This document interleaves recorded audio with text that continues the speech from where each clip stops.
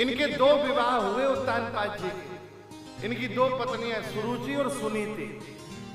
सुरुचि का पुत्र हुआ उत्तम और सुनीति के यहाँ भगवान के परम भागवत प्रगटे श्री ध्रुव जी। एक बार राज्य आंगन में दोनों बालक खेल रहे थे। उत्तम को गोद में बैठा देखा ध्रुव जी ने, तो अपने मित्रों के साथ खेलते खेलते ध्रुव जी का भाव हुआ। अभी 5 वर्ष की अवस्था है। मन में आया मैं भी पिता की गोद में बैठूं, और दौड़ के जाने लगे। महाराज ध्रुव जी पहुंचते ही तब तक तो विमाता ने हाथ पकड़ लिया और श्री ध्रुव जी का हाथ पकड़ के ध्रुव जी को झटकार लगा दी। ध्रुव जी से कहा, यदि पिता की गोद चाहते हो तो ऐसे नहीं मिलेगी। तपसाराध्य पुरुषम तस्सैवानुग्रहेण में गर्भे तुम साधयात्मानम यदि क्षसी नृपासनम। पिता का सिंहासन चाहिए तो तपस्या करो। थोड़ा ध्यान से सुनना। देखो, माता चाहे तो पुत्र को ध्रुव बना दे, और माता चाहे तो पुत्र को रावण बना दे। बड़ी गंभीर बात बोल रहे हैं हम आपसे। रावण को कुसंग नहीं मिला। किसने दिया कुसंग? मां ने। आप पढ़िए रामायणों में वर्णन है। रावण की जो माता है वो दैत्य कुलीन है, कैकसी। उसी के कुसंग के कारण रावण में ये दुर्गुण आ गए। नहीं तो महाराज विश्वेश्वरवा महान ऋषि हैं, उनकी संतान है रावण। हमारे करह वाले महाराज जी, करह धाम सुना है आपने? ग्वालियर के पास, मुरैना के पास, पटिया बाबा सरकार। करह वाले महाराज जी एक दोहा बोलते थे। वो कहते थे, सिंघनी जाए शेर को और कूतरी स्वान,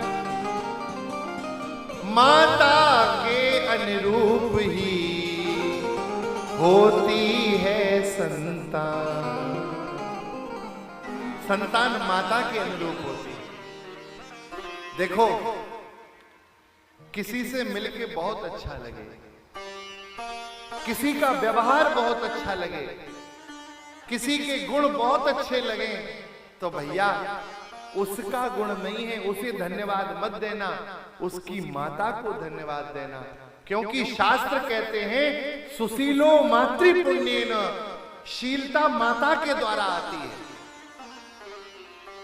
किसी से मिलके लगे कि ये बड़े विद्वान हैं, ये बड़े ज्ञानी हैं, ये बड़े ज्ञानवान हैं, तो उसे धन्यवाद मत देना, उसके पिता को धन्यवाद देना। क्योंकि ज्ञान पिता के धर्म से प्राप्त होता है। पितृ पुण्येन ज्ञानवान, पिता के पुण्य से संतान में ज्ञान आता है। सुशीलो मातृ पुण्येन पितृ पुण्येन ज्ञानवान, औदार्यम वंश पुण्येन, उदारता वंश के पुण्य से आती है। और भैया स्वपुण्येन भाग्यवान, अपने पुण्य से व्यक्ति भाग्यवान होता है। भगवती सुनीति के पास सूचना मिली है कि बीच राज्यसभा में ध्रुव को ऐसा ऐसा कहा है सुरुचि ने। भगवती सुनीति दौड़ी, ध्रुव जी को हृदय से लगाया और कहा, बेटा कहां संसार के पिता की गोद चाहता है? तू तो जगतपति की गोद के लिए अधिकारी है। भजन कर, तपस्या कर और जगत पिता की गोद में बैठ। संसारी पिता की गोद कहां? 5 वर्ष के नन्हे ध्रुव जी तपस्या के लिए गए। नारद जी ने मंत्र दिया, श्री यमुना के किनारे भेजा और महाराज ऐसा कठोर तप किया। त्रिरांत्रे कपित्थ बद्रासना, पहले महीने में 3 दिन में एक बार बेर खाते थे। बस एक बार बेर खाएं, फिर 3 दिन तक जाप करें। दूसरा महीना आया तो द्वितीयम च तथा मासम षष्ठे षष्ठेर भगो दिने तृण प्रणादि भी, दूसरे महीने में तिनके पत्ते खाते थे श्री ध्रुव जी, 6 दिन में एक बार। तीसरा महीना आया तो तृतीयम चानयन मासम नवमे नवमे हनी, 9 दिन में एक बार पत्ता भी छोड़ दिया, अब तो केवल पानी पीते थे। चौथा महीना आया, चतुर्थमपि वही मासम द्वादशे द्वादशे हनी, वायु भक्षो जितत श्वासो, पानी भी पीना छोड़ दिया। चौथे महीने में 12 दिन में एक बार वायु का भक्षण करते थे। 5वें महीने में श्वास जीत ली महाराज, प्राणों को ब्रह्मरंध्र में स्थापित कर दिया, सारी सृष्टि जगतात्मा में अपने प्राणों को लगा दिया, विश्वात्मा में प्राण मिले, सारे विश्व के प्राण व्याकुल हो गए और भगवान ध्रुव जी को दर्शन देने पधारे। ऐसा नहीं लिखा है, लिखा है भगवान ध्रुव जी के दर्शन करने पधारे। देखो मनगढ़ंत बात नहीं कह रहे हैं, भागवत में लिखा है